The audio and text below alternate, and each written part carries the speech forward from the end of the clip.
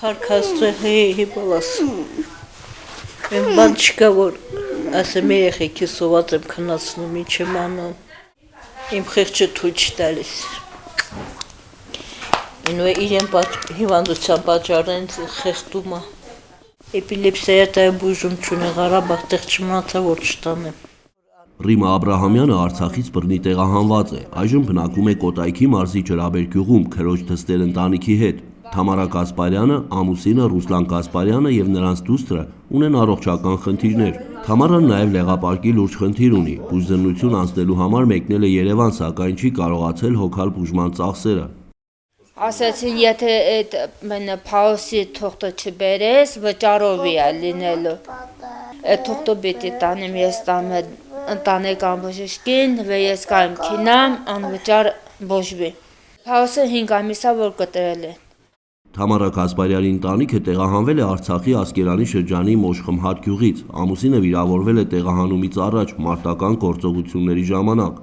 Ինքն կոնտուզիա ստացած, 44-ը պատերազմում։ Վիրավոր ինձ ասելին, որ այնած ամուսինը մահացել է։ Ես սաղ հիվանդանոցն բան եմ արել, ստուգել եմ, տեսե չեմ ամուսինս ողջ է։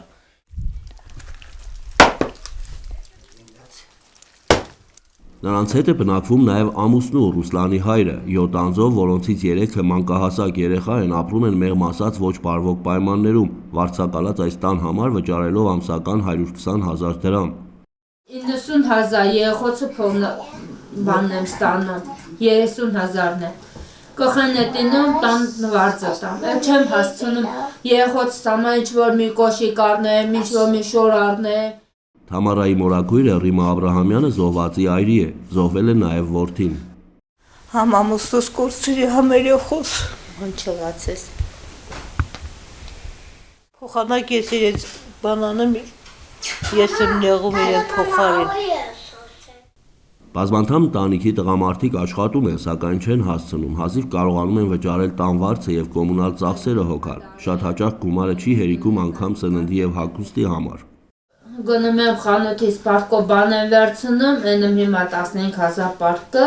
որ գնում եմ բան եմ ուզում, ասում չեմ տալիս, միջով դու չբերես 10, չեմ կարա տա։ Հայաստանում հաստատված բազմաթիվ արցախցի ընտանիքների նման Կասպարյանների ընտանիքը այսօր կանգնած է սոցիալական լուրջ խնդիրների առաջ։ 1-2 անգամ նրանց որպես օգնություն սնունդ են հատկացրել եւ վերջ։ Սնունդի համար մի 2 անգամ տվել են։ Դրանից հետո տեղեկություն չկա։ Խնդիրները սրվում են հատկապես ձմռան ամիսներին կապված ջեռուցման եւ կոմունալ վճարների հետ։ Շատ հաճախ նրանց օգնում են հարևանները վառելափայտ տրամադրելով։ Առել են, տվել են մարդիկանի, որ առանց գումարը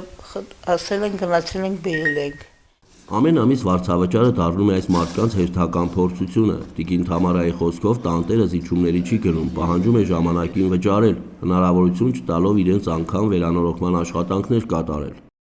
Թափվում է, ասում են չանեմ, ասեցի գոնե այդ 20-ի փող 20 բաները 100-ը լավ վերցրու, որ մենք կարանք տոնը ռեմոնտ անենք, ասաց չէ էսա։ Այս ընտանիքը միակը չէ, որ բնակվում է նման պայմաններում, նման հարյուրավոր ընտանիքներ փորձում են նոր կյանք սկսել, կորցրածի ցավով եւ անորոշ ապագայով, եւ յուրաքանչյուր աջակցություն նրանց համար կարող է հույսի մի նշույլ լինել։ Էդուարդ Մխիթարյան, Համբարձում Պապոյան, Regions TV, Կոտայքի մարզ գյուղ Ջրաբեր։